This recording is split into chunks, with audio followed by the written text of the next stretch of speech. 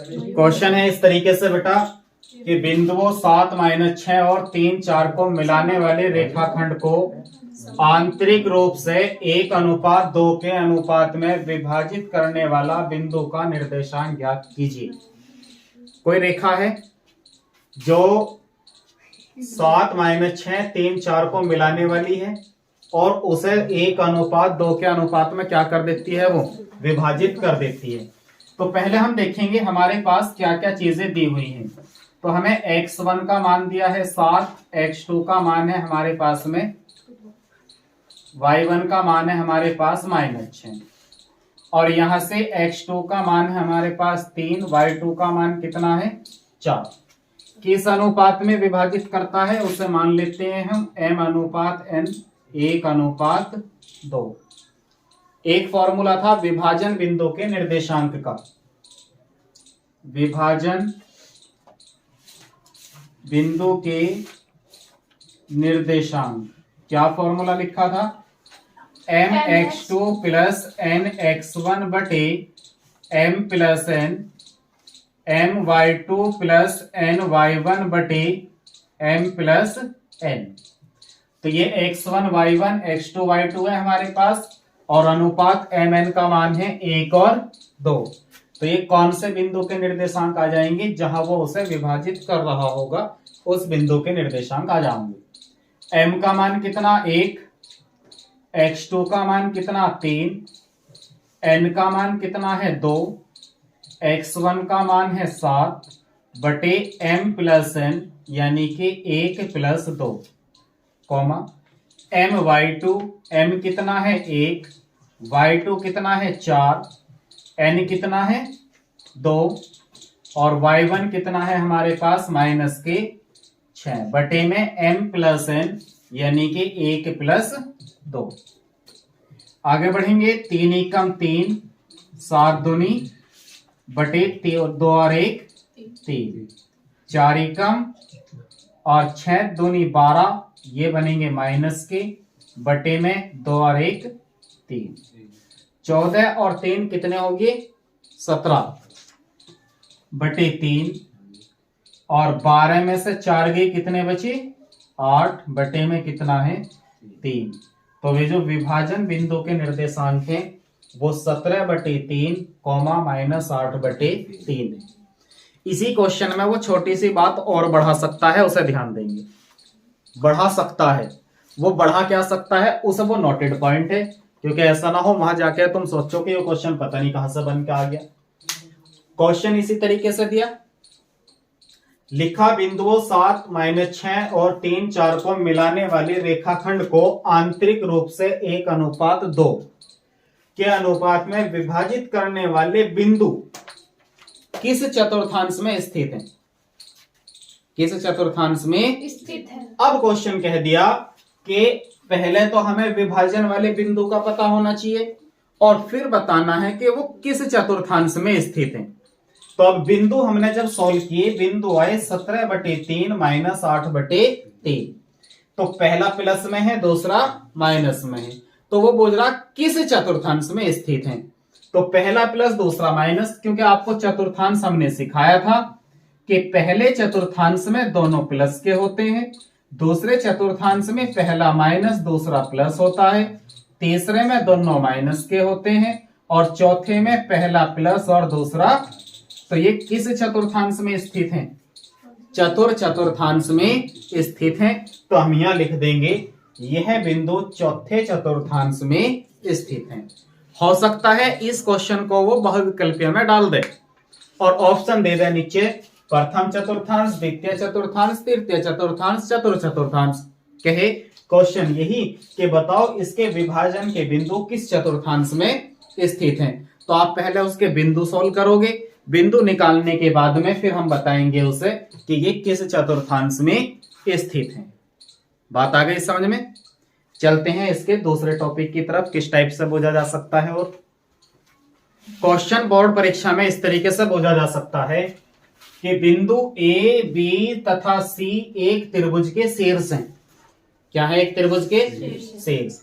तो ए से जाने वाली माध्यिका की लंबाई ज्ञात कीजिए। तो यहां बात समझेंगे बेटा ध्यान से। एक त्रिभुज है हमारे पास में, ये हो गया जी कोई त्रिभुज, ठीक है। और उस त्रिभुज के शीर्ष क्या क्या हैं, ए बी और सी, ए बी सी।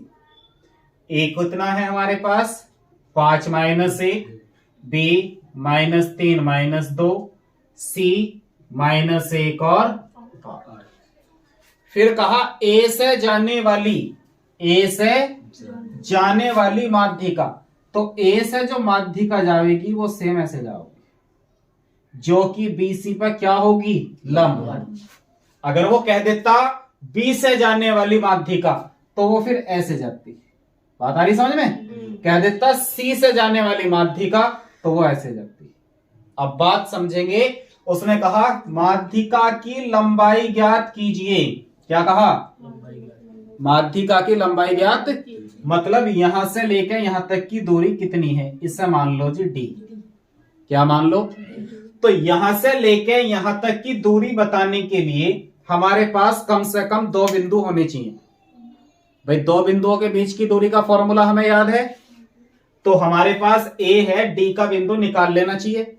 अब बात है डी बिंदु कैसे आवेगा निकल के, तो डी बिंदु आएगा बी और सी का मध्य बिंदु क्या है, डी। बी और सी का मध्य बिंदु क्या है, डी। तो हम सबसे पहले देखेंगे ए के जो निर्देशांक दिए वो 5 - 1 है, बी के निर्देशांक -3 -2, सी के निर्देशांक -1 और 8। ए से जाने वाली जो रेखा माध्यिका है, माध्यिका क्या है, माध्यिका ए से जाने वाली, ए से जाने वाली माध्यिका जो है वो क्या है, एडी। और डी क्या है, डी है बेसी का मध्य बिंदु, मध्य बिंदु। अब हम डी की वैल्यू निकाल लेंगे कि डी का जो बिंदु है वो क्या है। तो कैसे निकालेंगे, बेसी का मध्य बिंदु निकाल लो। तो बेसी का मध्य बिंदु, मध्य बिंदु का फॉर्मूला x1 + x2 बटे 2, y1 + y2 बटे, कहां लगाऊंगी, बी और सी में। बी के निर्देशांक ये रे -3 -2, सी के निर्देशांक -1 और 8। x1 y1 x2 y2 मान रखो, x1 + x2 -3 -1 बटे में कितना, y1 + y2 -2 + 8 बटे में कितना, 3 और 1 बटे 2, 8 में से 2 गए बटे 2 तिया 2 दूनी माइनस के 2 और 3 आ गया जी डी का मान। किसका, 2 और। फिर कहा माध्यिका की लंबाई, तो लंबाई कैसे निकलेगी, ए और डी के बीच की दूरी निकाल दो तो माध्यिका की लंबाई पता चल जाओगी, क्योंकि माध्यिका तो ए से लेकर डी तक है। बात समझे या नहीं, तो हम निकाल लेंगे ए डी के बीच की दूरी, ए डी के बीच की दूरी। और हमने याद किया था कि 2 बिंदुओं के बीच की दूरी का जो फॉर्मूला होता है वो होता है x2 - x1 का whole square plus y2 - y1 का ए कितना 5 - 1, फिर चाहिए डी कितना -2 और 3, x1 y1 x2 y2 इस फॉर्मूले के लिए, एडी के लिए। तो x1 x2 मिल गया, हमें चाहिए x2 - x1, तो माइनस के 2 और माइनस x1 कितना बेटा 5, y2 - y1, y2 कितना है 3 और y1 कितना -5, तो 3 - 1 माइनस क्या हो जाएगा, और इसके ऊपर क्या है बेटा, बात आगे समझ में नहीं, आगे चलेंगे। 5 और 2 कितने हो गए 7 का स्क्वायर, 3 और 1 कितने हो गए 4 का स्क्वायर, 7 का स्क्वायर कितना होता है और 4 का स्क्वायर 16, जोड़ दो 9 और 6 15, 4 और 1 5 और 1 हासिल का 6। तो AD जो है माध्यिका जो है वो कितनी है 65 रूट 65 कितनी है बात समझ में आई या नहीं आई माध्यिका का पता चल गया क्वेश्चन को चेंज भी कर सकता था कि बिंदु B से जाने वाली किससे B से जाने वाली माध्यिका की लंबाई तो B से फिर ऐसे यहां माध्यिका पड़ती और AC का मध्य बिंदु निकालते किसका निकालते और B से D तक की दूरी निकाल लेते बीच की दूरी का फॉर्मूला अप्लाई करके बात समझ में आ गई या नहीं बिंदु C से भी माध्यिका बोल सकता है तो B से भी बोल सकता है C से भी और A से इसमें बोझी ली चलते हैं दूसरा टॉपिक पे ध्यान से क्वेश्चन को समझेंगे इसने कहा वृत्त के व्यास AB के सिरे वृत्त के व्यास AB के सिरे A और B दे रखे हैं वृत्त की त्रिज्या तथा वृत्त के केंद्र ज्ञात करने हैं तो हमारे पास में एक वृत्त है क्या है एक और उस वृत्त में एक व्यास है AB हमने एक व्यास ले लिया डायमीटर हो गया A और B तो इसका कहीं ना कहीं केंद्र भी होगा और आप यहां यह बात समझो कि जो वृत्त का केंद्र है वो AB का मध्य बिंदु जरूर है जो वृत्त का केंद्र है वो AB का क्या है A हमें दे रखा जी -2 -7 B दे रखा 1 -11 तो जो हमें दे रखा है A -2 7 तथा B है हमारे पास 1 -11 तो इसका जो सेंटर पॉइंट होगा वो AB का क्या होगा मध्य बिंदु AB का क्या होगा तो वृत्त का केंद्र क्या बन जाएगा AB का तो हम यहां लिखेंगे वृत्त का केंद्र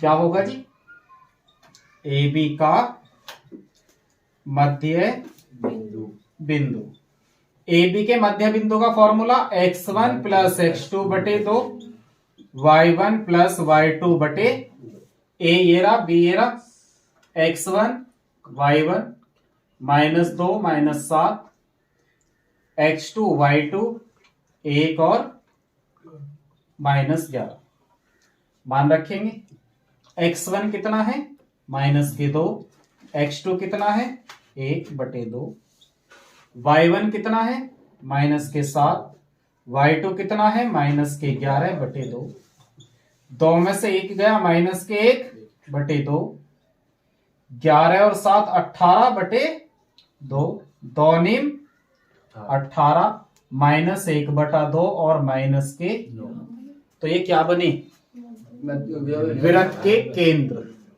वृत्त का केंद्र क्या बन गया -1 बटा 2 और -9 तो एक बात तो ये बूझी थी उसने तो ये तो पता चल गया दूसरी बात क्या बूझी कि वृत्त की त्रिज्या बताओ अब देखो ध्यान से वृत्त का केंद्र हमारे पास है वृत्त का केंद्र हमारे पास तो वृत्त के केंद्र से A तक की जो दूरी होगी वो क्या होगी वृत्त की त्रिज्या वृत्त के केंद्र से A तक की दूरी क्या होगी या A से O से B तक की दूरी क्या होगी तो दोनों में से कोई से भी बीच की दूरी निकाल दो वही क्या बन जाओगी वृत्त की त्रिज्या बन जाओगी तो हम कहेंगे AO के बीच की दूरी क्या होगी वृत्त की त्रिज्या होगी तो हमें ज्ञात करनी वृत्त की त्रिज्या तो लिखेंगे वृत्त की त्रिज्या बराबर AO के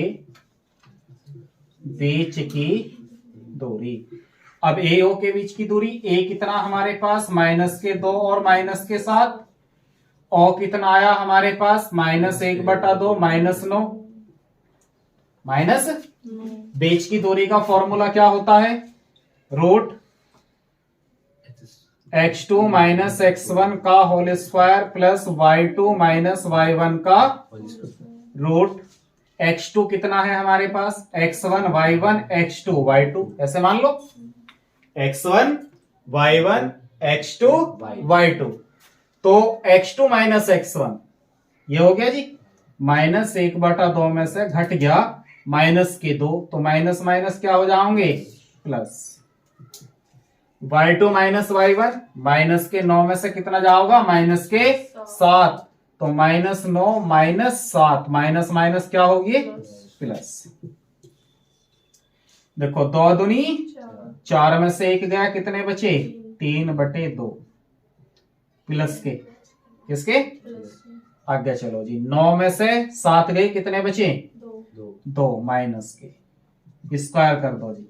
3 तिया 2 दूनी इसके नीचे भी एल्शियम आ जाओगा। 4 क्या आ गया इसका एल्शियम, 4 क्या आ गया एल्शियम। तो 4 चौक 16, तो 16 9 कितना हो गया बेटा 25/4। 25 का 5, 4 का 2, 2 से भाग देंगे कितना आ गया 2.5। बात समझ में आई बेटा या नहीं आई? तो 2.5 क्या आ गई वृत्त की त्रिज्या आ गई जी 2.5 सेंटीमीटर की। मान लो इकाई ले लेंगे इसमें यूनिट, क्योंकि मीटर सेंटीमीटर तो दिया ही नहीं इसने। तो इस टाइप का क्वेश्चन यदि बोर्ड परीक्षा में बोझ लिया तो आप सोल्व कर दोगे बिल्कुल। इसी क्वेश्चन को कैसे चेंज करता है, दूसरी बात सुनो कि वो हमसे केंद्र दे देगा, ए के निर्देशांक दे देगा, बी के बोझ लेगा। तो अब कैसे करोगे भाई, ए के निर्देशांक दे दिए, केंद्र दे दिया, बी के बोझ लिए, तो आप सेम फॉर्मूला लगाओगे, ए बी के मध्य बिंदु को बराबर रख दोगे इसके, तो वहां से कंपेयर करके x1 y1 की जो भी वैल्यू आओगी आंसर आ जाएगा। आपके एनसीईआरटी बुक में उस टाइप का क्वेश्चन एक दे रखा है। ठीक है, यदि b के निर्देशांक दे दिए, o दे दिया, तो a का भी हम इसी तरीके से सॉल्व कर लेंगे, लेकिन मध्य बिंदु को उसके साइड में रखेंगे, तब तुलना करेंगे। ठीक है, और देखते हैं किस टाइप का क्वेश्चन आ सकता है। ध्यान से समझेंगे बेटा, इस टाइप का क्वेश्चन यदि बोर्ड परीक्षा में देता है एग्जामिनर कि यदि बिंदु ए बी सी डी एक समांतर चतुर्भुज के शीर्ष हैं, तो इसमें एक बिंदु छुपा रखा उसने P, तो उसका मान ज्ञात करना, P का मान ज्ञात। तो पहले हम एक समांतर चतुर्भुज बना लेते हैं। देखो क्वेश्चन होने को तो 2-3 तरीके से हो जाएगा, लेकिन यह है कि आसान विधि कौन सी है। हाँ भैया। तो हम क्या काम करेंगे, एक समांतर चतुर्भुज बनाओगे। ठीक है बेटा, इस समांतर चतुर्भुज में ए बी सी डी, ये समांतर चतुर्भुज हो गया। क्लियर है यहां तक? ए के निर्देशांक दे रखे 6 1, बी के निर्देशांक 8 2, सी के 9 4 और डी के पी और 3। क्लियर है बेटा? यहां तक क्लियर है या नहीं है? अब ध्यान देंगे, समांतर चतुर्भुज के जो विकर्ण होते हैं, क्या होते हैं, उनका मध्य बिंदु हमेशा बराबर हो, जहां ये एक दूसरे को प्रतिच्छेद करते हैं। इसका मतलब यह हुआ कि जब हम ए सी का मध्य बिंदु निकाल लेंगे तो वो बराबर होगा किसके, बी डी के मध्य बिंदु के। क्लियर बात समझ में आई या नहीं आई? तो हम क्या काम करेंगे, ए बी सी डी एक क्या है बेटा, समांतर चतुर्भुज। समांतर चतुर्भुज है, जिसमें ए के शीर्ष दिए हुए हैं, बी का शीर्ष दिया है, सी का शीर्ष है हमारे पास, और डी का शीर्ष है हमारे पास। हम यहां से समझे ए सी का मध्य बिंदु। तो ए सी का मध्य बिंदु क्या होगा, ए और सी के बीच में मध्य बिंदु वाला फॉर्मूला अप्लाई करेंगे, x1 plus x2/2 y1 plus y2/, x1 कितना है इसका 6, x2 कितना है 9/2, y1 प्लस y2, y1 कितना है 1, y2 कितना है 4, 1 प्लस 4/2, 9 और 6 कितना हो गया 15/2, 4 और 1 5/2। ये बिंदु किस बिंदु के बराबर होगा, जो बीडी का मध्य बिंदु होगा। हाँ जी। तो हम निकालेंगे बीडी का मध्य बिंदु, बीडी का मध्य बिंदु। BD में भी फॉर्मूला अप्लाई करेंगे, x1 प्लस x2 बटे 2, y1 प्लस y2 बटे 2। हाँ जी। तो डायरेक्ट अप्लाई कर देते हैं, 8 प्लस p बटे 2, 2 प्लस 3 बटे 2। तो 8 प्लस p बटे 2, 3 और 2 5 बटे। अब ये बिंदु इस बिंदु के क्या होना चाहिए, बराबर होना चाहिए। मध्य बिंदु तो बराबर होगा ना विकर्णों का। AB और AC और AD क्या है, AC व BD। BD क्या है, विकर्ण है। क्या है, विकर्ण। किसके, ABCD समांतर चतुर्भुज के। ठीक है नहीं है, तो इनके विकर्ण तो बराबर होंगे ना बिंदु जो होंगे। तो हम क्या कहेंगे कि 8 प्लस p बटे 2, 5 बटे 2 बराबर हो जाएगा किसके, 15 बटे 2 और 5 बटे 2। जब हम तुलना करेंगे, तुलना करने पर तो ये वाला पहला पॉइंट जो है पहले पॉइंट के साथ इसके पहले पॉइंट के बराबर होगा। 2 से 2 खत्म। तो 8 प्लस p बराबर 15, p बराबर 15 माइनस 8, 15 में 60 गई, कितने बचे, p का मान आ गया। और दूसरा पॉइंट बराबर है। क्लियर बात समझ में आई या नहीं आई। चलो तो क्वेश्चन है बेटा, बहुत आसान क्वेश्चन है, केवल त्रिभुज का फॉर्मूला हमें याद होना चाहिए। हाँ जी। कि त्रिभुज का क्षेत्रफल का फॉर्मूला क्या होता है। देखो, उस त्रिभुज का क्षेत्रफल ज्ञात कीजिए जिसके शीर्षों के निर्देशांक, तो शीर्ष जो हमारे पास दिए हुए हैं बेटा वो है 0 0, 2 0 और 0 3। तो यहां से हमें समझ में आता है कि x1 y1, x2 y2, x3 y3। तो x1 हमारे पास 0, y1 0, x2 2, y2 0, x3 0, y3 0। अब देखेंगे हम त्रिभुज त्रिभुज का क्षेत्रफल, त्रिभुज का क्षेत्रफल। त्रिभुज का क्षेत्रफल का फॉर्मूला क्या होता है। तो यहां देखेंगे y3 जो है हमारे पास कितना है, ये 3। तो त्रिभुज का क्षेत्रफल, त्रिभुज के क्षेत्रफल का फॉर्मूला क्या होता है बेटा, 1/2। ध्यान से समझेंगे बात को, 1/2 bracket x1 y2 minus y3 plus x2 y3 minus y1 plus x3 y1 minus y2। ये त्रिभुज का फॉर्मूला आपको याद होना ही चाहिए, क्योंकि ये क्वेश्चन आपको 3 तरीके से पूछा जा सकता है, जहां पर आपको इसी फॉर्मूले को अप्लाई करना होगा। कौन कौन से 3 तरीके हैं। एक तो यही तरीका है कि त्रिभुज के क्षेत्रफल के वो त्रिभुज के शीर्ष दे देगा और क्षेत्रफल ज्ञात करवा लेगा। दूसरा क्वेश्चन इसी में पूछ सकता है कि त्रिभुज का क्षेत्रफल हमें दे देगा और कोई सा एक पॉइंट इसमें से छुपा लेगा, x1 y1 छुपा लो, या यहां से कोई, जैसे यहां से 3 छुपा लो और क्षेत्रफल दे दे हमें, या 0 छुपा लिया यहां से और क्षेत्रफल दे दिया हमें, तो उसकी वैल्यू निकलवा लेगा कि कोई से भी एक पॉइंट की जगह जैसा 2 के स्थान पर रख दिया p और क्षेत्रफल दे दिया, कहेगा p का मान ज्ञात कीजिए। तो फिर हमें उसे क्षेत्रफल को इक्वल रखना पड़ेगा। फॉर्मूला हम यही अप्लाई करेंगे और इक्वल में रख देंगे जो उसने क्षेत्रफल हमें दिया होगा। तो बात समझ में आ गई।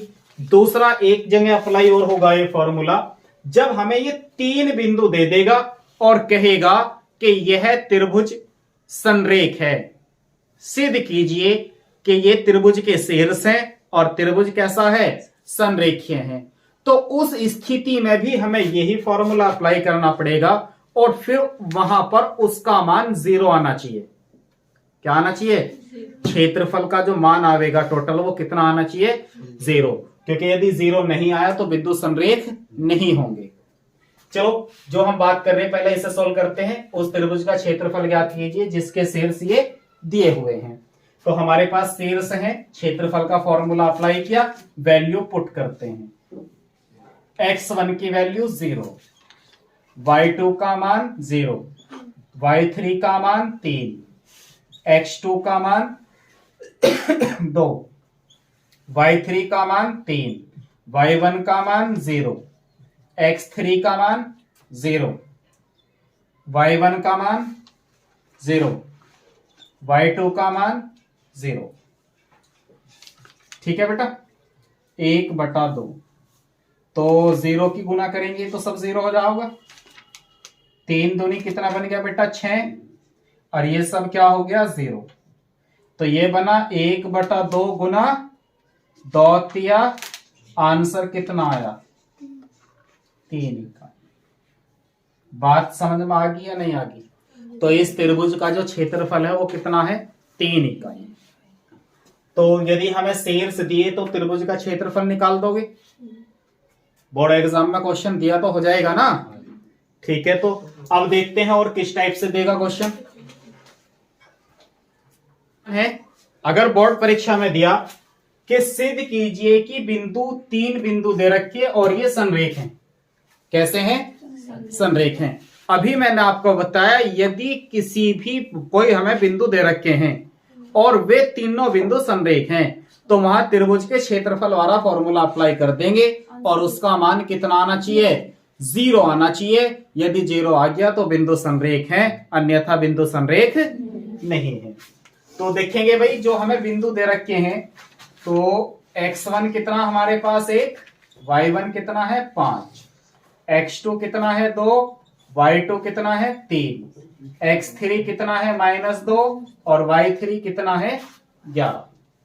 y3 कितना है 11। बात आगे समझ में? बात समझ में आगे बेटा? नहीं आगे बढ़ेंगे। चूंकि बिंदु संरेख है, बिंदु कैसे हैं है नहीं, सिद्ध करना तो त्रिभुज के क्षेत्रफल वाला फॉर्मूला अप्लाई कर दो। त्रिभुज का क्षेत्रफल, तो त्रिभुज का क्षेत्रफल का फॉर्मूला क्या होता है देखेंगे। त्रिभुज के क्षेत्रफल का formula 1/2 x1 y2 minus y3 plus x2 y3 minus y1 plus x3 y1 minus y2। Clear है? इसकी वैल्यू पुट करने के बाद जो वैल्यू आए वो क्या आनी चाहिए 0। यदि बिंदु संरेख होंगे तो क्षेत्रफल कितना आवेगा 0 आवेगा। 1/2 x1 का मान 1, y2 का मान, y3 का मान 11 प्लस x2 का मान, y3 का मान, y1 का मान, x3 का मान -2 कितना है y1 का मान और y2 का मान। क्लियर है? आगे चले। 1/2 11 में से 3 गए कितने बचे 8, 2 गुना 11 में से 5 गए -2 गुना 5 में से 3 गए 2, क्योंकि ब्रैकेट लग रहा तो ये गुना में है ना, किस चीज में है गुना में। 1/2 करो जी, 8 ही कम 6 दूनी 2 दूनी -4 -8 कितने हो गए -12 और प्लस में कितने 12 में से 12 गए कितने बचे और 0 की गुना 1/2 में करेंगे तो बिंदु संरेख है या नहीं है? तो हम लिखेंगे अतः बिंदु संरेख है। अतः बिंदु संरेख है। बिंदु क्या है संरेखीय। बात समझ आ गई बेटा? नहीं आगे कॉपी करना जिसे कॉपी कर लो।